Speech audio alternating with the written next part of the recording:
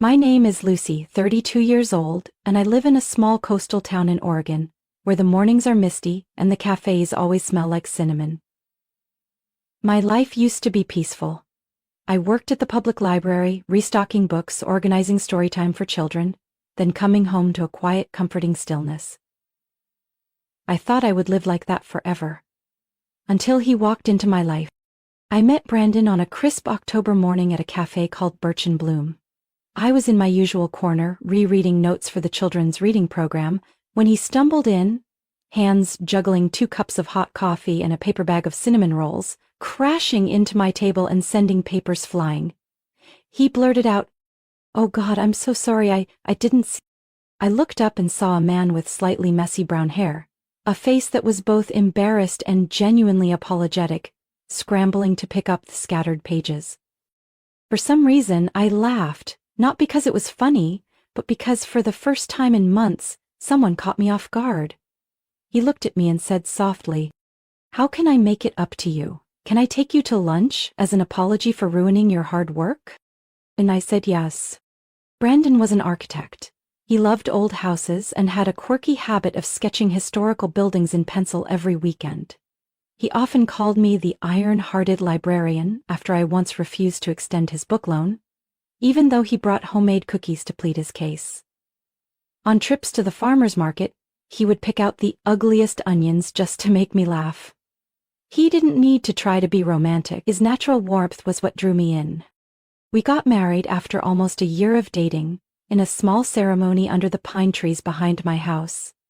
There weren't many guests, just enough to fill 2 rows of wooden chairs. The air was chilly, but his hand in mine was warm. I'll never forget what he whispered as he placed the ring on my finger. "I won't promise to be perfect, but I promise I'll choose you, every day." After the wedding, we moved into a little house on the edge of town, a red-roofed fixer-upper with a wooden porch and bougainvillea blooming outside the kitchen window. I loved how Brandon strung up our wedding photos with twine and clothespins. We painted the living room a warm cream, planted lavender in the garden, and baked bread together every weekend. Married life wasn't flashy, but it was full of kindness. He brought me coffee in bed, waited for me to get home from the library so we could have candlelit dinners. Once, when I had a high fever, he stayed by my side all night, changing cool towels every hour without complaint. Another time, I cried over a heartbreaking book, and he didn't say a word, just wrapped me in his arms and let the silence hold me. I used to think if happiness had a shape, this would be it. But what I didn't know was that when a third person enters what seems like a perfect life, things don't fall apart all at once. It starts with little things, subtle, quiet, like winter sneaking into the house, through a draft. You didn't notice. Brandon got a call from his mother on a Tuesday afternoon while I was watering the lavender on our porch. He stepped out, holding his phone, with a conflicted look and a quieter-than-usual voice. "Mom wants to stay with us for a bit after the divorce." I paused. How long is a bit? Brandon glanced at me, a little guilty. "She said just a few weeks. Her new place in Eugene isn't ready yet. I think it won't be long." I nodded, not thrilled, but I understood. After all, she was my mother-in-law. Her name was Clarice. 60 years old, sharp, reserved, once a respected university lecturer. I'd only met her a handful of times before the wedding, and none of those lasted more than an hour. Clarice moved in 3 days later. A black SUV pulled up in our driveway. She stepped out in a long gray trench coat, her eyes unreadable, pulling her luggage with the kind of control that didn't need assistance. When Brandon opened the door, she gave him a quick kiss on the cheek, then turned to me. "Lucy, you clearly have a gift for growing lavender, but watering in the late afternoon, that'll rot the roots, you know." I gave a tight smile. Her first words to me were a correction. At first I tried to be gracious. I invited her to dinner, asked about her teaching years. Her answers were short, polite, and punctuated by frequent glances at her watch. But what unsettled me wasn't her distance. It was the tiny, quiet changes. One morning, I noticed the spice rack had been rearranged alphabetically. My bookshelf in the reading room no longer followed my color-coded system but academic categories. She said, "You're a librarian. Surely you understand structure better than anyone. When I washed dishes, she stood behind me, gently noting. Brandon never liked the dishes turned upside down. I always set them face up so the water drains properly. Brandon just chuckled. Didn't think twice. But I began to feel replaced, one detail at a time. By week 2, I came home late after a meeting and found Clarice in the kitchen wearing my apron. The air was filled with the smell of roasted chicken, the very dinner I had planned. Brandon was at the table, beaming. Mom made my favorite tonight, Lucy, even pumpkin pie for dessert. I smiled, but inside I felt cold. That kitchen had been ours. Now it was a stage, and I was standing off script. Clarice never said anything outright cruel. She was subtle, razor-sharp beneath velvet. One night, as I prepared stew, she hovered behind and murmured, "Oh, Lucy, no salt first? Brandon's always had a sensitive tongue, didn't he tell you?" I served the stew a bit too salty. Brandon didn't notice. He ate it all and said, "Maybe next time, a little beef broth too?" I heard it. But I didn't answer. Her suggestions started to carry more weight with him. One morning I said I wanted to rearrange the reading room to work more comfortably. Brandon hesitated. "Mom thinks we should keep it as is. She says it looks neater." Or when I asked what he wanted for dinner over the weekend, he replied, "I think Mom already planned something. She said not to let you tire yourself out." Not to let me tire myself out. It sounded kind, but I felt pushed to the sidelines of a life I helped build. One night, while preparing laundry, I saw his clothes folded differently. A sticky note on top read, "Brandon always preferred his shirts folded vertically, easier to find. Mom?" That's when I realized I was no longer allowed to touch the things that once felt like mine. Brandon became more irritable, asked why I was so quiet lately, said I'd become moody, told me, "Mom's only trying to help." But I knew, some help isn't help at all.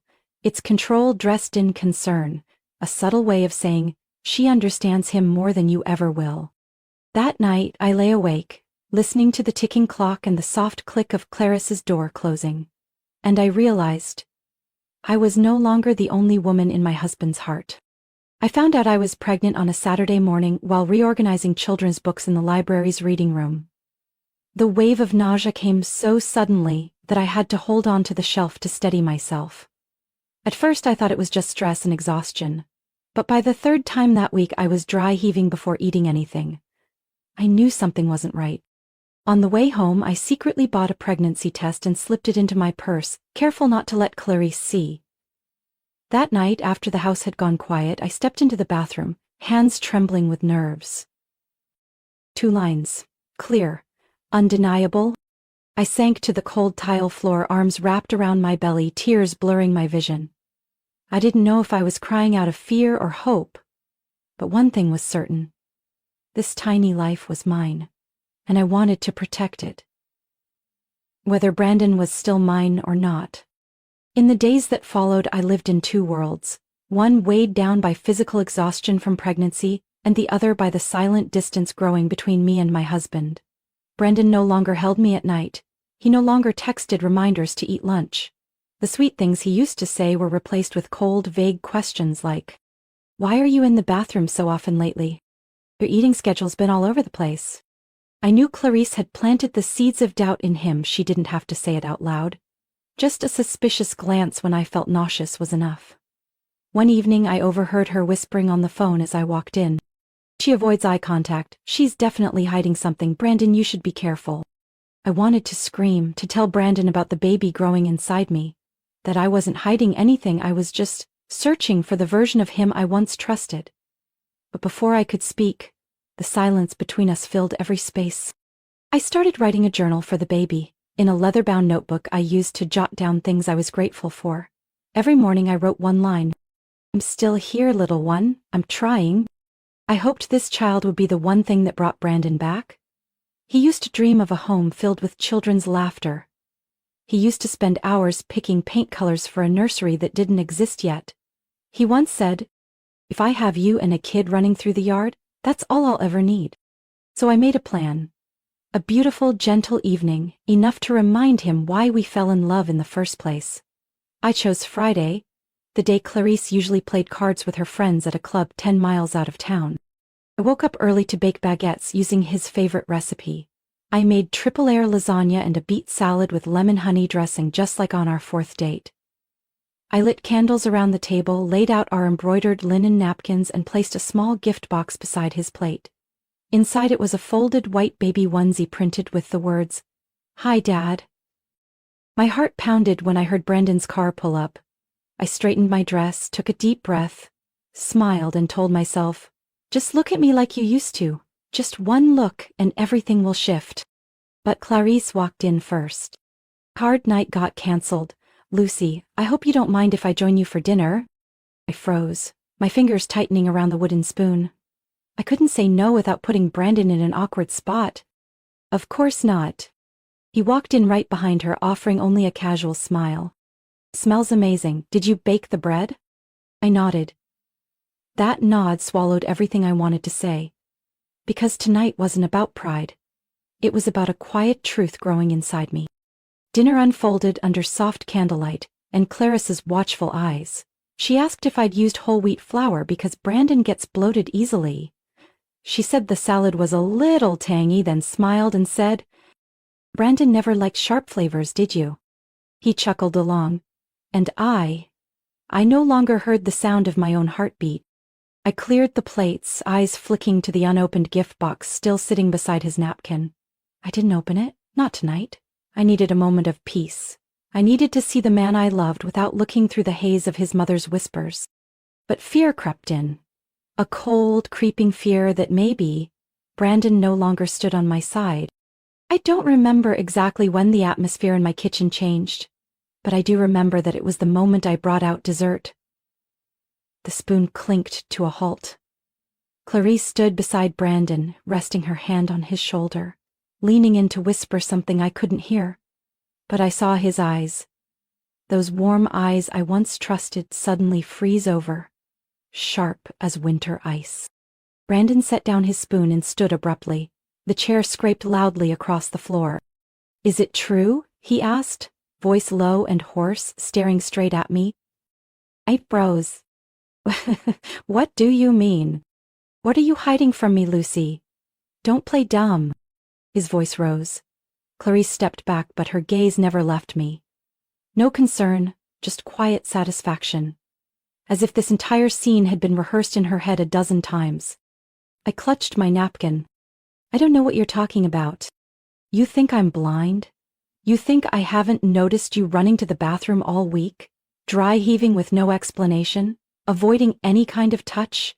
You think I'm too stupid to notice something's off." His tone turned into a shout. I stood up, eyes stinging. "I was gonna tell you, I just hadn't found the right moment." "No, Lucy, you were hiding it. You didn't think I deserved to know." I didn't even have time to speak before the slap landed, sudden, so fast I couldn't react. The sound cracked through the kitchen like a whip. My left cheek burned like fire. I stumbled back, grabbing the edge of the table for support. My heart felt like it had stopped. Brandon, the man who once kissed the tiniest scratch on my hand while gardening, had just slapped me. The air shattered. I didn't cry, but my stomach clenched, sharp and violent. A wave of nausea surged up my throat. I turned, ran to the sink, and threw up so hard it felt like my insides were coming out. Brandon's voice called behind me. "Jesus, Lucy, what's wrong with you?" As I collapsed to the floor, my purse slipped off my shoulder. Something small rolled out, hit the table leg, and stopped right at his feet. A pregnancy test. Pale pink. 2 clear lines. Brandon bent down, picked it up, his face went pale. "Is this?" I looked up at him, instinctively cradling my belly. "Yes, I'm pregnant." Silence fell over the kitchen. I could hear the ticking of the clock and the soft wheels of Clarice's shoes against the hardwood floor. She said nothing, just stood there, arms crossed, lips pressed into a thin, cold line. But something in her eyes, something like satisfaction, flickered. Brandon dropped the test, straightened up, and stepped back. I saw fear flash across his face, not because he hurt me, but because He didn't recognize himself anymore.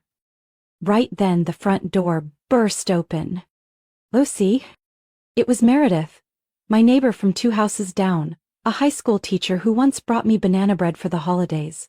I don't know what she heard from outside, but her face froze when she saw my flushed cheek, messy hair, and me sitting on the kitchen floor with the pregnancy test between us. I heard a crash. Is everything okay? Brandon stepped back. Clarice chimed in, calm as ever. We're just having a small family misunderstanding. Meredith ignored her. She walked straight to me, knelt down, and wrapped an arm around my shoulders. Come with me, right now. I looked at Brandon. He didn't say a word, didn't make a move to stop me.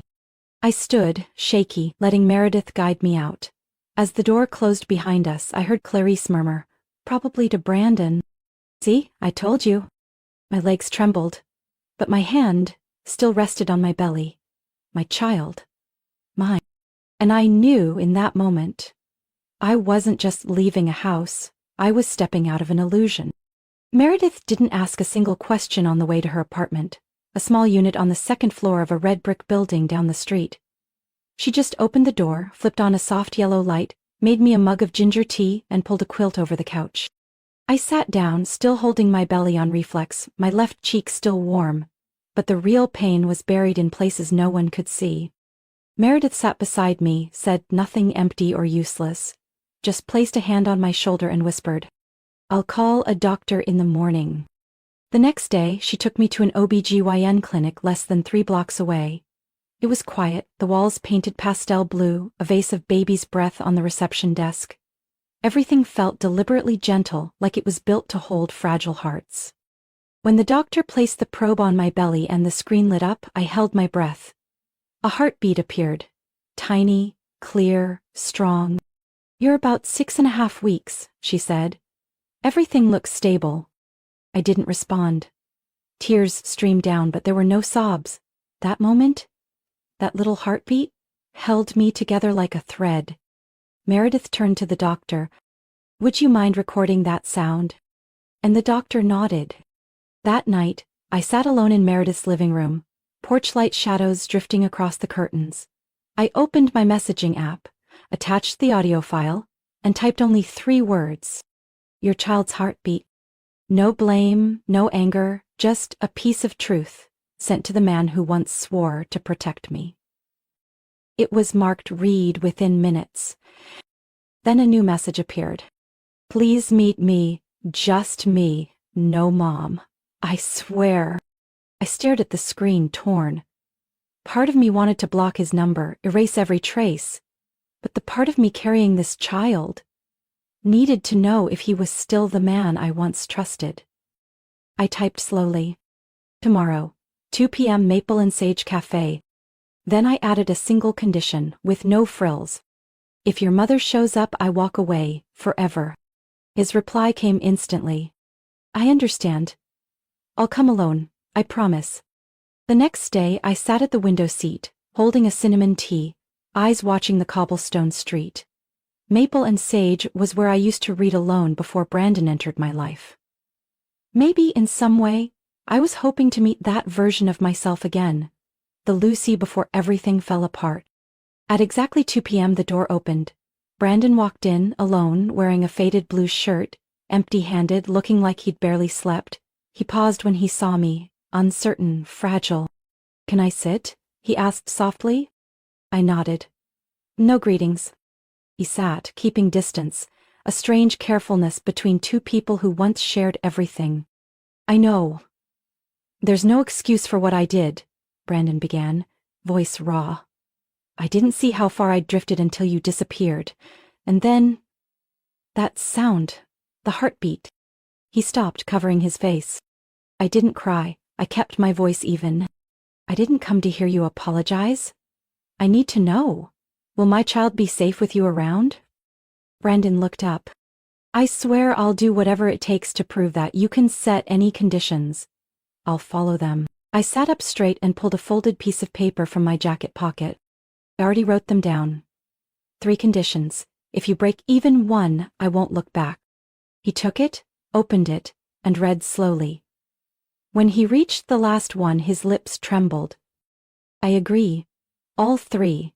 I'll prove it not with words. I looked out the window, my heartbeat steadying. It wasn't forgiveness. But maybe it was the beginning of protecting myself and the small life growing inside me. Brandon sat there gripping the paper I handed him like letting go would make all hope vanish. I didn't rush to say anything else, not because I wanted to punish him, but because I needed control over my own voice. He spoke first. She lied. About everything. I kept my gaze on my tea, but my chest tightened. Right after you left, she called Aunt Charlotte, just as I was coming down the stairs.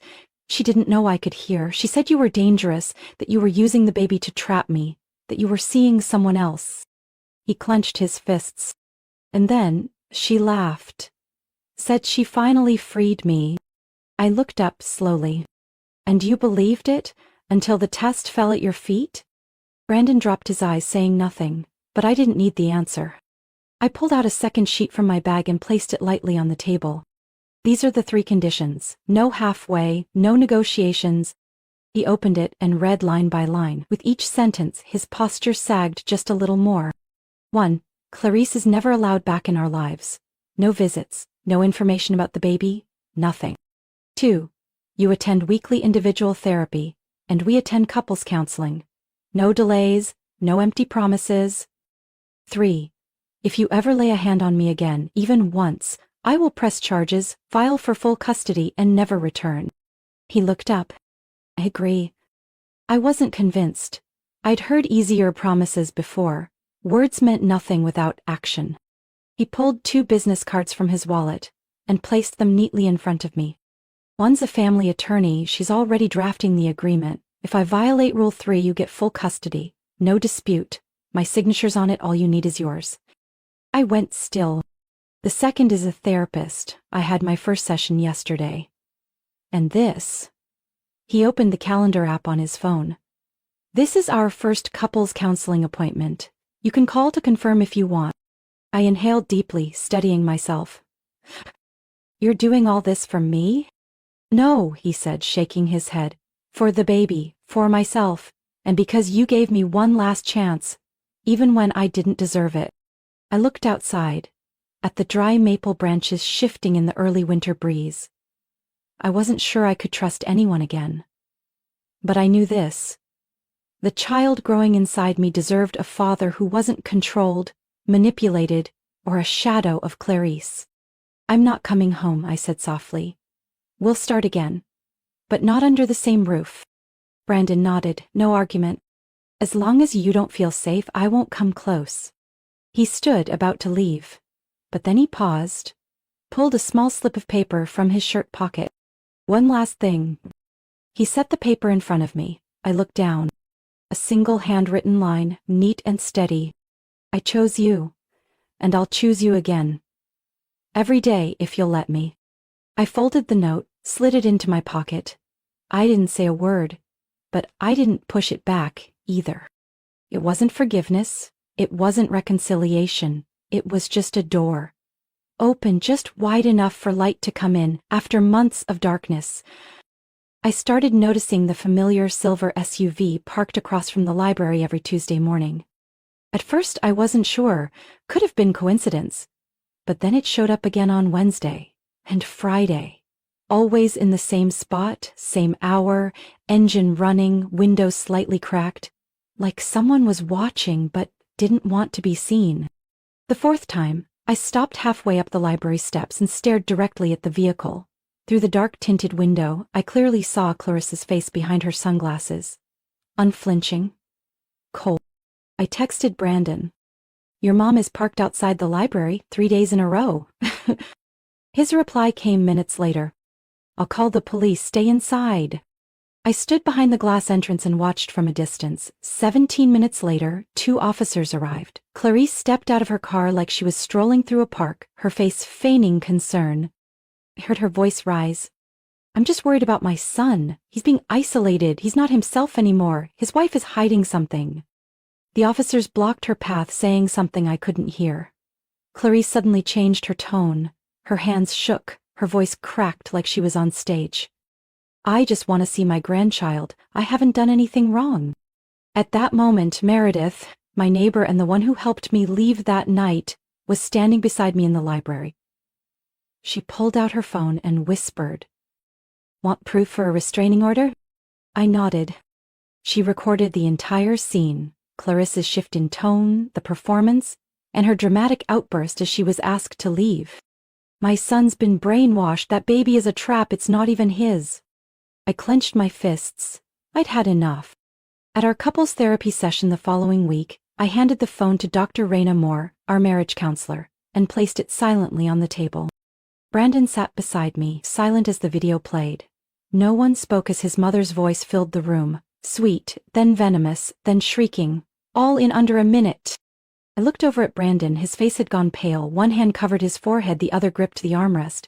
His eyes locked on the screen like he couldn't believe what he was seeing. "I didn't edit anything," I said softly. Brandon nodded slowly, then exhaled like the air had been knocked out of his lungs. "It was her," he muttered, "exactly like when my dad left." I turned to look at him. For the first time, Brandon opened up. "Dad left when I was 17.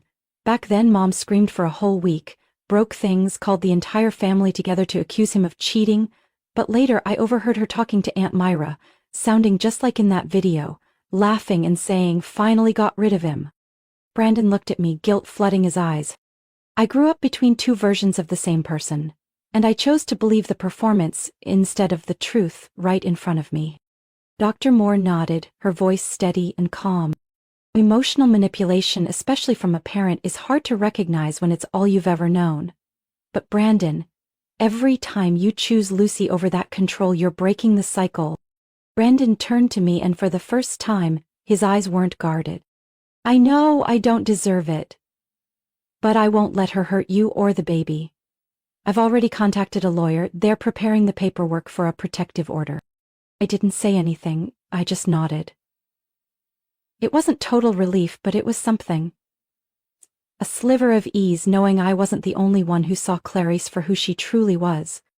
At the end of the session, Brandon gently held my hand. Not tight, not demanding, just a quiet signal. "I'm learning, and I won't leave you alone anymore." I entered the 7th month of pregnancy with both awareness and caution. Even as my belly grew larger each day, I couldn't let my guard down, not with the shadow of Clarice lingering. After that therapy session, Brandon suggested we put together a detailed plan to protect me and the baby. No more vague promises, no more "I'll handle it." Only real, concrete steps. We changed my delivery schedule to a different hospital over 30 minutes away from our previous home. The new hospital had a private security protocol for high-risk maternity cases. My medical records were encrypted under a false name, and only 3 people had access. Me, my OBGYN, and Brandon. My official emergency contact was Meredith, the one person I had trusted from the very beginning. Brandon no longer stayed with me, but he showed up without fail at every ultrasound appointment, bringing security camera layouts, shift schedules for the building's security team, and a list of new door codes for the apartment I was temporarily living in. One Monday afternoon, while folding newborn clothes in the bedroom, the doorbell rang. Meredith went to answer it and came back with a beige box tied in a black ribbon. No sender, no return address. I sat up, feeling like a stone had just dropped inside my chest. Meredith opened it, peeling back the tissue paper. Inside was a pale gray stuffed animal. An unfamiliar shape, neither rabbit nor bear. But its eyes. Dark, sunken, stitched in red thread, rough and unsettling. At the bottom of the box was a small card, handwritten in brownish red ink. "She'll need someone who knows how to raise her. Blood is still blood, Lucy." I didn't scream. I didn't throw it. I just stared at the words until the letters blurred from tears I refused to let fall. Brandon arrived less than 20 minutes later, still in his work shirt, out of breath from running up 3 flights of stairs. He looked at the stuffed animal, said nothing, pulled out his phone, took a photo, and sealed it in a Ziploc bag. "I'm taking this to the lawyer's office. We'll add it to the permanent protective order file." He looked at me, not with anger but with solid resolve. "We won't let her cross any more lines." We upgraded the apartment's indoor and outdoor security cameras, changed every access code, set up an emergency signal between me and Meredith. 3 missed calls in a row would mean immediate danger. Brandon also added his friend Nate, a local officer, to our emergency support list. During a follow-up session, Dr. Moore asked, "Do you feel safer now?" I replied, "Not completely, but at least I know who's standing with me." Brandon sat beside me, didn't interrupt. He simply placed his hand on the table. Close but not touching. Respectful. That's how he was relearning love. With space. With patience. The following week I got a call from the hospital's administrative office. Someone had been repeatedly contacting them, claiming to be the patient's biological mother, saying I was suffering from pregnancy depression and needed special oversight. I didn't need to guess. Clarice? When Brandon found out, he immediately had my records moved to a higher secretary department. He requested the hospital revise all verification protocols and registered me under Meredith's address instead of the old one. "Every trace will be erased. She has no rights over you or the baby anymore." I nodded silently, but inside I knew. Brandon was truly fighting now. He was no longer the man who used to stay quiet behind Clarice's back. That night he sat beside me in the nursery we'd just finished. Mint green walls with white trim, illustrations of forests, owls and spotted deer hanging neatly across the room. I looked at him and said softly, "If there's one thing I fear the most, it's not her. It's our child growing up in fear." Brandon replied without hesitation. "Our child will grow up knowing that their parents did everything they could to break that cycle, starting now." I went into labor at 3:12 a.m. on a quiet March morning. No thunder, no heavy rain, just a dull contraction pulling me out of restless sleep. I sat up, hands on my belly, feeling each tightening like a reminder. It was time. Brandon arrived the moment he got Meredith's message. The hospital bag had been packed the week before, the car tank full, every step of the plan double-checked. He didn't ask too many questions, just said, "I'm here, let's go." Meredith came with us, sitting in the back seat, eyes locked on her phone, keeping contact with the hospital and Tom, her husband, a local police officer assigned to oversee my personal security throughout labor. When we reached Mercy Oaks Hospital, I was taken straight to the high-security maternity ward. Every entry point was fingerprint controlled. My patient ID wasn't under my real name, but an encrypted code known only to my OB, attending nurses, and one senior security officer. Brandon was issued a temporary guest badge with limited hours, while Meredith waited outside with Tom, who stood silently in front of the delivery room door, radio in hand, eyes never leaving the hallway. Inside the softly lit room that smelled faintly of peppermint oil, I lay on a high hospital bed, listening to the fetal monitor beeping steadily. Dr. Hannah Royce entered with a warm smile. "Lucy, today's the big day. Everything is ready." I nodded, squeezing Brandon's slightly trembling hand. He looked at me, no longer afraid, just focused. Focused on grounding me through each increasingly intense wave of pain. The contractions came like crashing waves, each one tearing down the layers of strength I had tried so hard to hold together. I thought I could deliver in silence, but in the end, I couldn't hide the shaking, the creeping panic. Brandon never left my side. He didn't say much, just whispered when I gasped for air. "You're doing so well, you're not alone." At 11:17 a.m., under the bright delivery lights and the nurse's rhythmic counting, a small cry pierced the room. I collapsed back onto the bed, sobbing uncontrollably at the sound of that first cry. A scream of life, raw and entirely belonging to my daughter. "A healthy baby girl," the doctor announced. 6 pounds 13 ounces, strong lungs, pink skin. "What's her name?" Brandon looked at me. I nodded, voice choked. "Emma. Her name is Emma Grace Walters." The nurse brought her over and placed her on my chest. Emma opened her eyes. Blurred. Soaked. And my entire world shrank into those tiny pupils.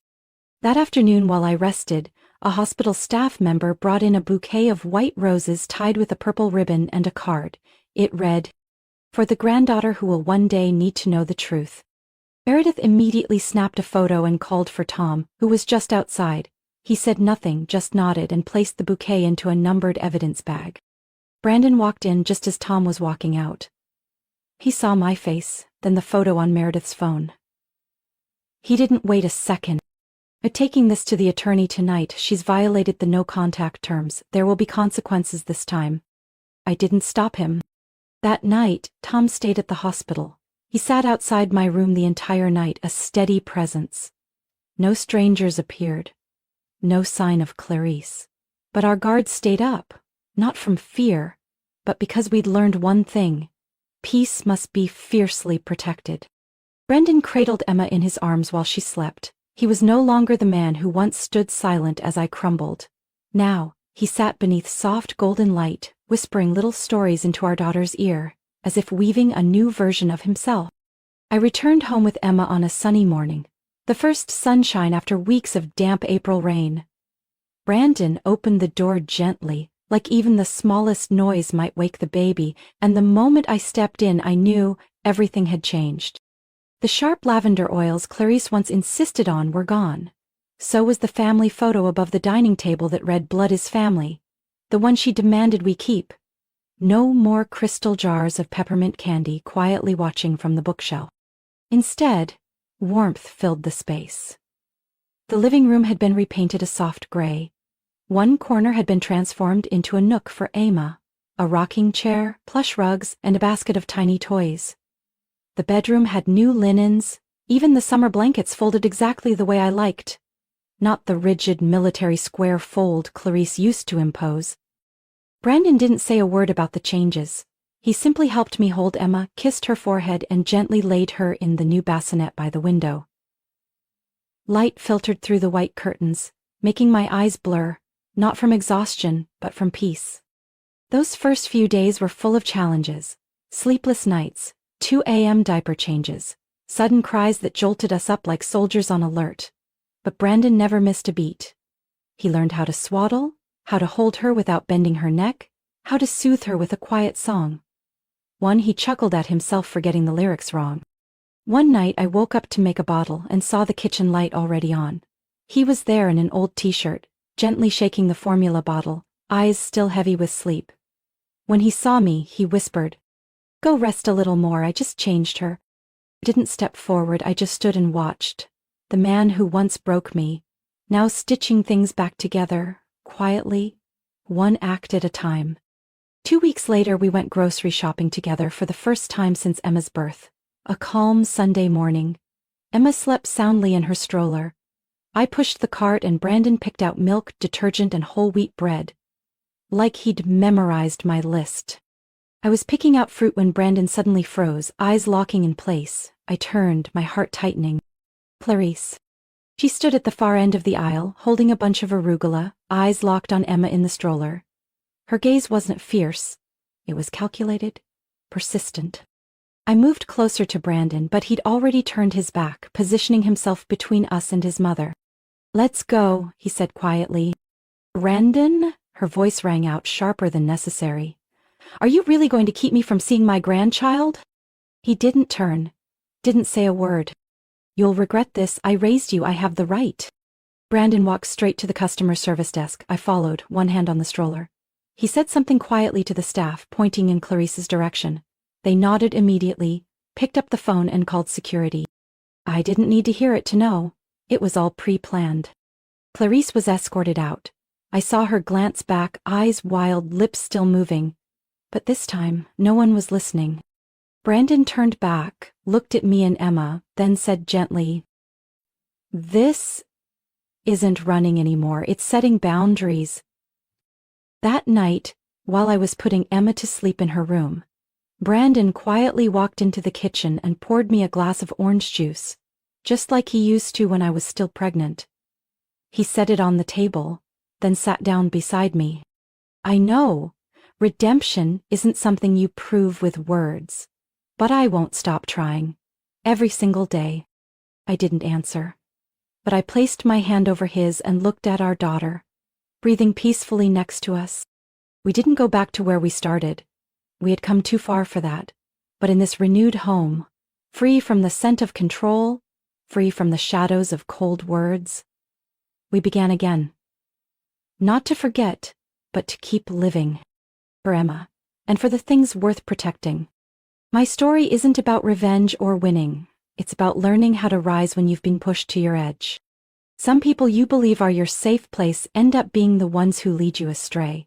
I've learned that in order to protect my child, I must first protect myself, with clear boundaries, conscious choices, and the belief that I deserve a life of peace, free from manipulation and fear. And Emma is the reason I chose to begin again. What do you think about Lucy's decision and the journey she's been through? Share your thoughts in the comments below. And don't forget to follow the channel for more powerful, emotional stories about family, love, and strength.